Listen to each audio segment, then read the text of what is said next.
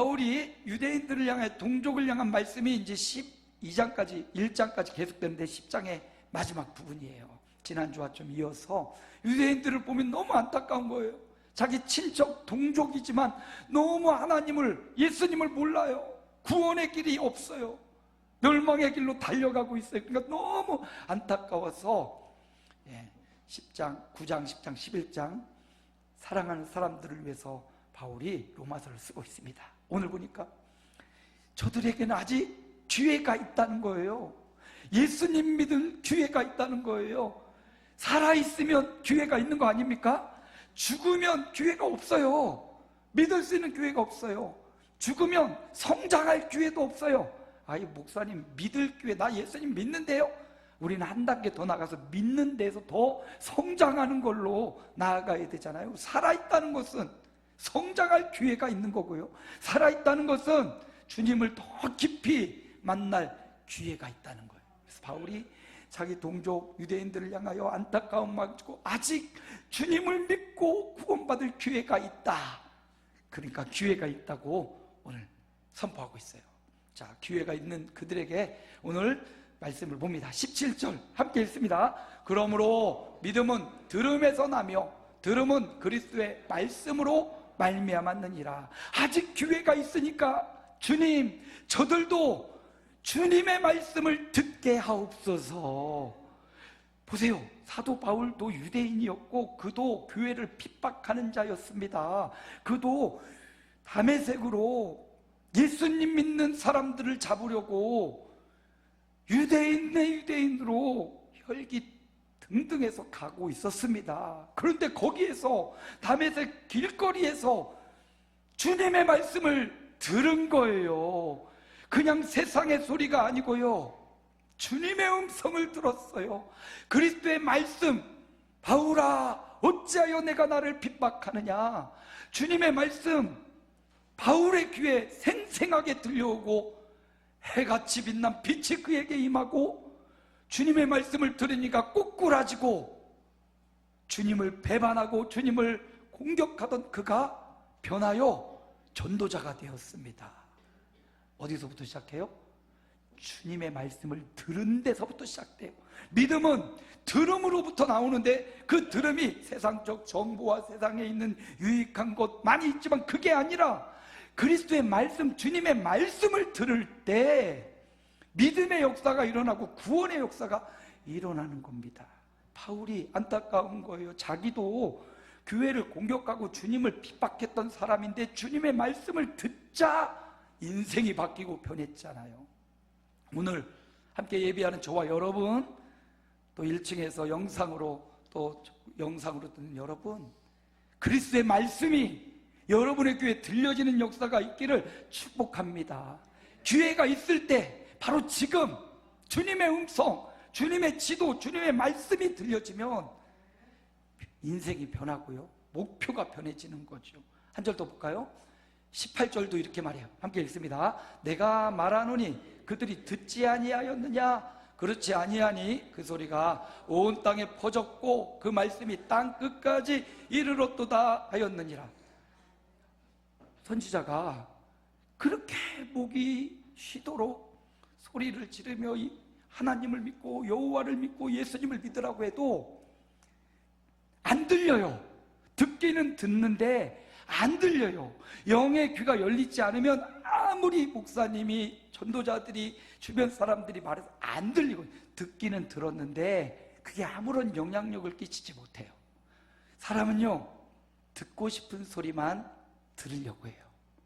제가 이렇게 설교를 해도 여러분의 삶과 환경에서 듣고 싶은 소리만 들으려고 하고, 듣기 싫은 소리는 듣기는 하지만 패스. 이건 다른 사람 이야기, 패스예요. 사람이 다 그래요. 제가 주일학교 사역을 할 때, 좀 큰 교회에 있을 때 이맘때면 아이들 데리고 겨울 성경학교도 하고 아이들 데리고 눈썰매장 가잖아요. 가면 애들하고 막 신나게 놀아줘요. 아침부터 막 아주 2시간 막 놀고, 이제 점심시간 돼서 야 얘들아 모이자 밥 먹어야지 모이자 했더니 한 여학생이 오더니 목사님 멋있어요. 나 멋있다고? 아니 목사님 뭐 있냐고요. 뭐 있어요. 점심에 뭐 있냐고. 난 멋있다고 들었어요. 그런데 얘는 뭐 있냐고 목사님 못 알아듣고 그런데요. 내가 듣고 싶은 게 들은 거예요. 난 멋있고 싶고 잘생겼다 듣고 싶고. 오늘 아침에도 예배하러 일부 예배하러 막 달려왔더니 사모님이 먼저 와서 문을 열고 확 들어가니까 깜짝이야. 왜 깜짝 놀라 죄 졌어? 그랬더니 아니 너무 잘생긴 사람이 들어와서. 아멘? 와, 중증이에요, 중증. 그래 가끔은 제가 그래? 여보 봐봐 뭐 찾아? 날개가 어딨지? 하고 이렇게 말해줘야 되는데 무슨 얘기인지 집에 가서 이해하시고. 사람은 자기가 듣고 싶은 이야기가 들려와요. 그러니까 지금 바울도 이렇게 예수님의 음성을 듣기 전까지는 그냥 자기가 들었던 유대인의 교리, 율법의 말씀만 들은 거예요. 주님의 음성은 전혀 듣지를 않은 겁니다. 그러다가 주님의 음성이 들려지니까 이 율법이 원하는 바가 그냥 제사를 어떻게 드리고 다른 사람 이방인을 어떻게 해야 되고 이런 소리가 아니라 주님의 음성이구나 들려지니까 계속 들려지는 거예요. 오늘 이 시간 예배하는 저와 여러분, 주님의 음성이 들려지기를 축복합니다. 여러분에게 지금 요즘 최근 어떤 소리가 귀를 번쩍 띄어지는 소리, 어떤 소리가 들리십니까? 주식이 올랐다. 주식이 벌써 코스피 4천 넘어서 왔다 갔다 하고 5천 시대로 간다. 어디다 투자해야 되지? 이런 소리가 귀에 번쩍 할 수도 있고, 어디 가면 집값이 폭락을 했대, 지금 사야 돼, 막 이런 소리가 들리든지, 어떤 의사가 정말 잘 고친대, 이런 소리가 들리든지. 그게 뭐냐? 최근 여러분의 관심사예요. 뭐가 들리느냐, 뭐에 집중하고 있고 어떤 소리를 듣고자 하느냐, 그게 여러분의 관심사예요. 중요합니다. 그래요. 이 땅 살아가면서 돈 벌고 또 물질을 모으고 또 미래를 꿈꾸는 것 너무 중요해요. 그러나 성도들은 그런 소리도 중요하지만 더 좋은 소리, 더 중요한 소리, 주님의 음성을 들어야 돼요. 어찌하여 나를 핍박하느냐, 어찌하여 내 뜻대로 살지 않느냐, 어찌하여 진리의 길을 가지 않느냐, 이런 주님의 음성이 들려야 돼요. 이거는요, 남녀노소를 초월해서, 어린아이라고 주님의 음성을 못 듣나요? 어린 사무엘은 성막에서 잠을 자고 깨다가 잠자다가 주님의 음성 듣잖아요. 어르신은 못 듣냐? 어르신도 주님의 말씀을 듣고 주님의 역사를 행하잖아요. 남자만 듣냐? 여자는 못. 남녀노소를 초월해서 사모하고 갈급하는 사람들은요, 주님의 음성이 들려옵니다. 그래서 오늘 보니까 저들이 듣지 아니하였느냐, 이사야가 그렇게 외쳐도 듣지 않았대요. 근데 하나님은 말씀하시고, 야, 네가 그렇게 해서 그들이 못 들은 것 같지만 온 땅에 퍼져서 어느 순간 너가 전했던 그 소리도 그의 귀에 들리는 날이 온다, 들려진다. 그럼 우리가 귀에 있을 때 주님의 음성을 들어야 되고요, 또 사랑하는, 우리가 사랑하고 아끼는 사람들에게도 주님의 음성을 듣게 해주십시오. 이렇게 기도하시기를 축복합니다. 내가 원하는 것, 내가 듣고 싶은 것만 듣지 말고 주님이 하시는 말씀이 뭔지를 들으려고 해야 돼요. 주님이 뜻하시고 바라는 바를 들으려고 해야 돼요. 내가 원하는 걸 들으려고 하기보다 주님이 말씀하시는 바를 들으려고 해야 돼요. 그러려면 어떻게 돼요? 말씀을 계속 들어야지요. 계속 말씀을 읽고 들어야지요. 반복해서 읽고 듣고 하나님의 말씀을 가까이 해야 말씀이 들려오지, 갈급함이 없이 말씀이 들려오나요? 안 들려요. 특별한 경우에 그런 경우 있지만 대부분은 말씀을 가까이 하고 그 말씀을 듣고 읽고 그럴 때 우리 안에서 성령의 음성이 들려오는 겁니다. 그래서 기회가 있을 때, 지금, 바로 지금이 기회가 있을 때거든요. 지금, 오늘 예배하는 이 시간, 주님의 음성을 듣는 시간이 되시기를 축복합니다. 두 번째, 오늘 19절인데 함께 읽어볼까요? 이스라엘이 알지 못하였느냐? 먼저 모세가 이르되 내가 백성 아닌 자로서 너희를 시기하게 하며 미련한 백성으로서 너희를 노엽게 하리라. 이스라엘 백성들이 율법을 얼마나 잘합니까? 이스라엘 백성은 어려서부터 율법의 말씀을 막 암송을 시켰어요. 신명기 말씀 같은 경우 말씀을 암송하고 묵상하고 그랬는데, 오늘 말씀에 보니까 그 이스라엘 백성이 알지 못했다. 그냥 지식의 말씀은 빠듯한데 하나님을 지식으로만 알고 있는 거예요. 깨닫지를 못하는 겁니다. 그래서 기회에 있을 지금 저들이 깨달아야 된다. 깨달았으면 좋겠다. 이 율법의 말씀과 구약의 성경과 신약의 성경이 예수님에 대한 그림을, 예수님에 대한 말씀임을 저들이 알았으면 좋겠다. 그래서 우리가 기회에 있을 때 하나님의 말씀을 많이 듣고 읽고 그 말씀을 깨닫는 하나님의 백성이 되시기 바랍니다. 똑같은 말씀이지만 저마다의 상황과 형편에 따라서 그 말씀이 다르게 적용되고 다르게 다가오거든요. 이 성경을 연구하거나 세상을 살아갈 때 우리가 봐야 되는 게 있어요. 텍스트가 있고 콘텍스트가 있습니다. 텍스트는요, 그냥 글, 여기 오늘 우리가 읽은 말씀 자체 글을 의미하고요. 콘텍스트는 그 글을 담고 있는 문맥과 정황을 의미하는 거예요.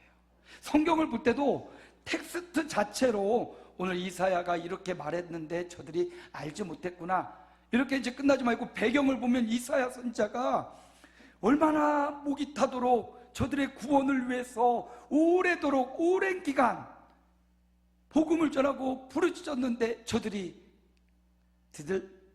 들여다도 보지 않고 저들이 무시했구나, 이런 식으로 정황을 보면 그 말씀이 더 깊게 깨달아집니다.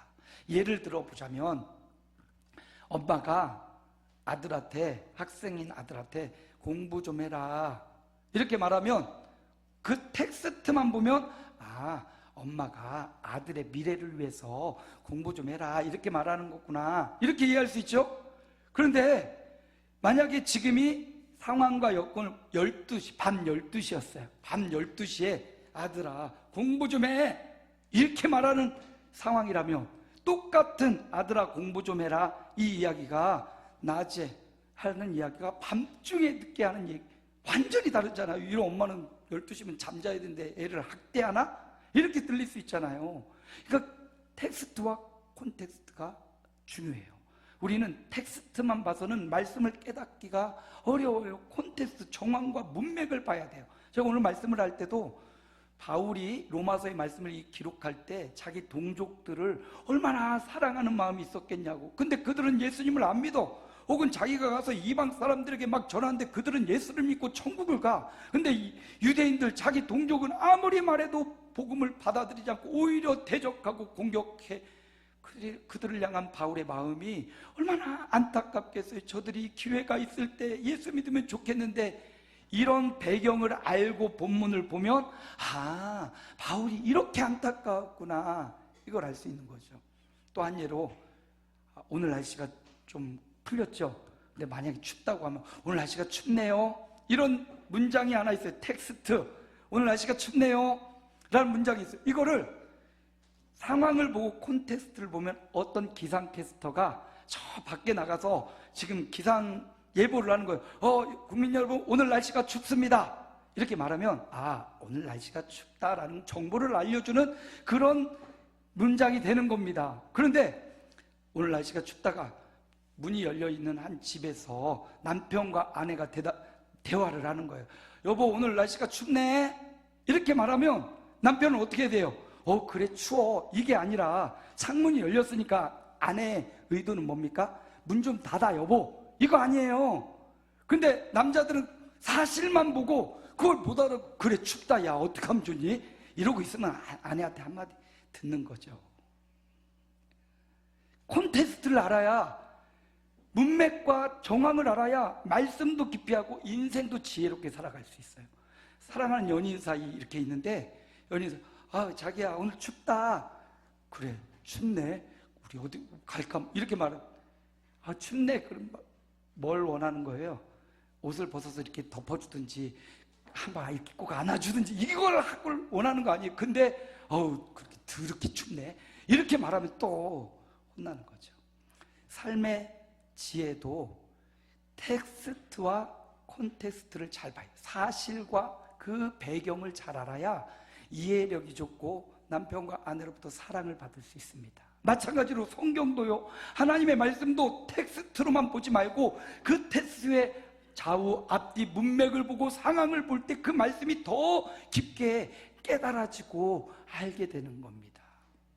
그래서 저와 여러분이 이렇게 기회에 있는 지금 하나님의 말씀에 텍스트를 가까이 하고 그 텍스트의 콘텍스트, 좌우 문맥과 그 성경을 기록한 저자의 마음과 하나님의 뜻을 잘 깊이 다각적으로 성경을 보면 여기서 뭐가 와요? 깨달음이 오는 거예요. 깨달음이. 하나 더 볼까요? 20절 말씀 함께 읽어봅니다. 이사야는 매우 담대하여 내가 나를 찾지 아니한 자들에게 찾은 바 되고 내게 듣지 아니한 자들에게 나타났노라 말하였고, 이스라엘 사람들은 이사야 선지자가 그렇게 말씀을 전했는데도 하나님의 말씀을 왜 잘 이해하지 못하는 겁니다. 그들이 하나님을 찾지를 않는 겁니다. 이스라엘 백성에게 율법을 주고 말씀을 주고 아브라함과 모세를 통해서 이렇게 함께 하신 이유는 하나님을 찾으라고 주신 것인데 그들이 하나님을 찾지 않고 그냥 율법 자체, 텍스트만 찾고 있는 거예요. 예배를 드릴 때 하나님이 계셔야 예배가 하나님 앞에 드려지는 건데 그냥 그 예배 자체에 만족을 하는 거예요. 우리가 이렇게 모여서 예배하는 것도 누구에게 뭐 보이려고, 목사님에게 보이고 이렇게 하려고 예배 드리는 게 아니잖아요. 이 자리에 하나님이 임재하시고 하나님이 우리 예배를 받으시고 하나님이 우리를 기뻐하시고 응답하시는 그 하나님께 초점이 가야 되는데 유대인들은 어떻게 했습니까? 그냥 제사를 드리는 제사의 자체나 법 자체나 그거에 그 자리에 있는 것 자체만 따졌다는 거죠. 그래서 여러분, 지금 우리는 아직 주님을 믿고 주님의 은혜를 깨달을 수 있는 기회가 있어요. 그 기회를 어떻게 사용하냐? 하나님의 말씀을 가까이에서 계속 보고 읽고 그리고 그 말씀을 정황과 문맥에 따라 그 말씀을 통해서 주시는 주님의 마음과 주님의 말씀을 잡으려고, 찾으려고 애써야 된다는 거죠. 그래서 매일 우리 교회에서는 홈페이지에 매일 말씀을 제가 올려요. 새벽에 드리는 말씀 중에 한 말씀이나 두 말씀을 계속 홈페이지에 올려놓습니다. 여러분, 그게 한 두세 장을 읽어가는 중에 하나나 두 개를 딱 꼬집어서 제가 올리거든요. 그 말씀을 가끔씩 뒤돌아서 제가 쫙 보면요, 하나같이 주옥 같은 말씀들이 올라와 있어요. 날마다 저는 올리는데 거기 보는 사람이 1명에서 3명밖에 안 돼요. 우리 교우들이 그래도 60명, 70명 되는데요.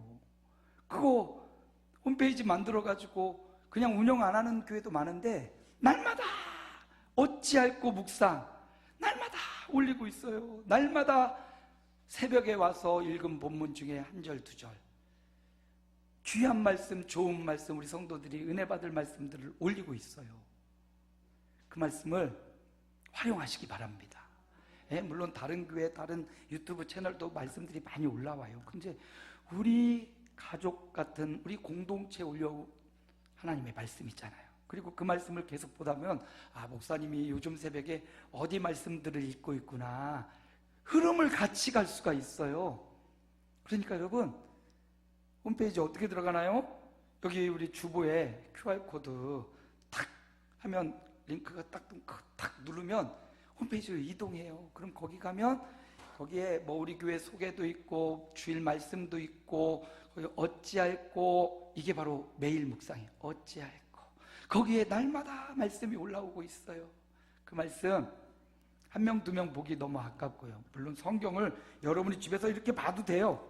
근데 흐름을 같이 하려고 새벽에 말씀을 올리고 있거든요. 여러분, 말씀을 가까이 하십시오. 그리고 그곳에서 주님의 음성을 들으십시오. 간절히 찾고 구하면 주님이 만나 주신대요. 하나님을 찾고 말씀을 찾고 주님의 음성을 깨닫기를 구하면 하나님이 깨닫게 해주셔요. 찾게 해주시고 알게 해주십니다. 그래서 그 말씀을 잘 깨닫게 바울이 저들도 내가 만난 예수님의 음성을 듣고 내가 만난 주님의 뜻을 깨닫고 아직 기회가 있는 지금, 사라지기 전에, 죽기 전에 지금 하나님 말씀을 깨달았으면 좋겠다. 예수가 그리스도 되심을 깨달았으면 좋겠다. 예수 믿고 오는 세상 천국 가고 이 땅에 사는 동안도 행복했으면 좋겠다. 그게 바울의 간절한 마음입니다. 오늘 저와 여러분도 하나님의 말씀을 가까이 하고 그리고 그 말씀을 잘 깨닫고 알아가는 저와 여러분이 되시기를 축복합니다. 또 한 절 볼까요? 16절과 21절인데요 16절 말씀 함께 읽습니다. 그러나 그들이 다 복음을 순종하지 아니하였도다. 이사야가 이르되 주여 우리가 전한 것을 누가 믿었나이까 하였으니, 이스라엘 백성들이 율법도 있고 말씀도 있고 선지자도 있고 선택된 백성이라고 하지만 그들은 뭐 하지 않아요? 순종하지 않았어요. 말씀이 있고 말씀을 가르치고 말씀을 배우는데도 그 말씀에 순종하지 않는 거예요. 실천하지 않아요. 실천하지 않고 적용하지 않으면 그 말씀이 그냥 공중에만 떠 있고 머리에만 남아있는 것 아닙니까? 21절도 함께 읽습니다. 이스라엘에 대하여 이르되 순종하지 아니하고 거슬러 말하는 백성에게 내가 종일 내 손을 벌렸노라 하였느니라. 순종하지 않아요. 실천하지 않아요. 어제 우리 권사님 중에 한 분이 어디 가신다고 방향이 같아서 제가 모셔다 드릴게요 했더니 어디 가시나 봤더니 봉사하러 가시는 거예요. 80이 다 된 권사님이 무슨 봉사하나 봤더니 구세군 그 모금 있잖아요. 그거를 2시간을 서 있어야 된대요. 한 사람은 종을 흔들고 한 사람은 이웃을 사랑합시다, 사랑을 실천합시다. 여러분 그거 해보신 적 있어요? 저도 안 해봤는데 그 권사님이 2시간 동안 서서 추운데 어제 날씨 서늘했잖아요. 2시간 서서 그걸 하러 가신다고 해서 제가 감동이 됐어요. 말씀을 머리로만, 사랑을 머리로만 하지 않고 시간을 들이고 정성을 들이고 자기의 아픈 몸과 마음을 그곳에 가서 직접 봉사하는구나. 이게 실천하는 것 아니겠습니까? 여러분 말씀은 실천하는 게 중요해요. 머리로 아는 신앙보다 삶으로 실천해내는 게 중요해요. 그래서 바울이 간절한 마음으로 유대인들이 성경을 잘 읽고 하나님 말씀을 들어서 그 말씀을 깨달아서 그 말씀대로 실천하면 좋겠다. 이게 사도 바울의 주님 믿을 기회가 있는 유대인들을 향한 마음입니다. 오늘 12월의 첫 주일이에요.